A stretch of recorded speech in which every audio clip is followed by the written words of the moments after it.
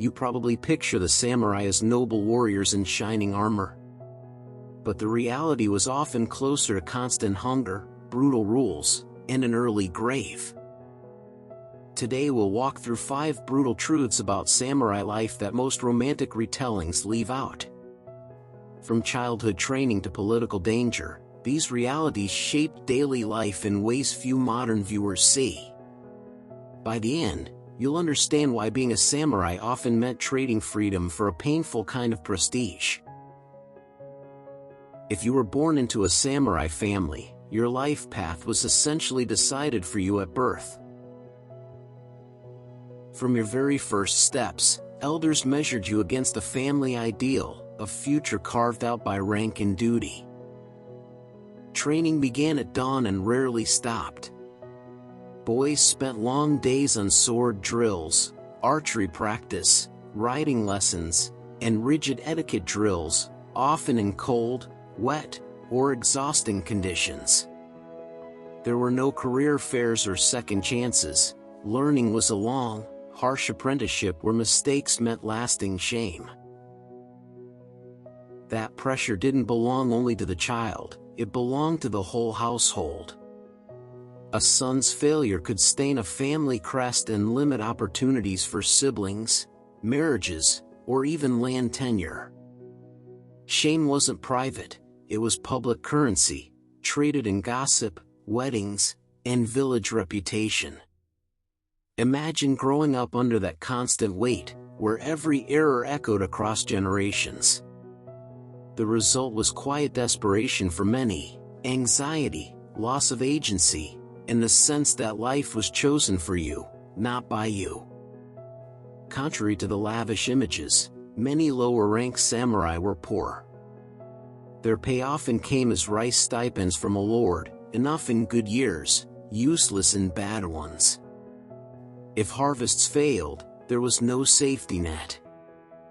You were expected to host guests, maintain armor, and present family dignity, even while the pantry emptied. Worse, a political shift or an unpaid stipend could wipe out a household overnight. Economic insecurity meant constant planning, shameful borrowing, and a daily performance of stability many could not afford. Training was brutal. Repetitive sword drills, heavy armor practice, and live sparring left scars and chronic injuries. The body was a workshop, and the work took a permanent toll. Medical care was primitive. A wound trivial today could fester into infection. Many samurai were expected to fight through pain, because showing weakness damaged honor. Bushido, the samurai code, is often romanticized as pure ethics, loyalty, courage, honor.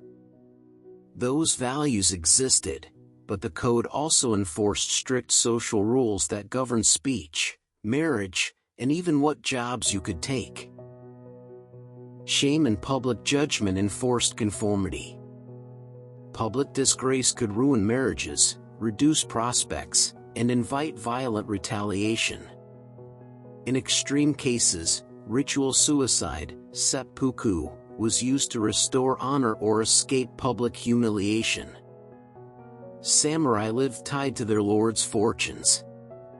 Alliances shifted, marriages rearranged power, and a rumor could topple a household. Loyalty could be fatal if your lord fell from favor. Political purges, sudden accusations, and shifting court favors meant many households were one rumor away from ruin. Some samurai were executed, some exiled, and many left destitute after a single political turn.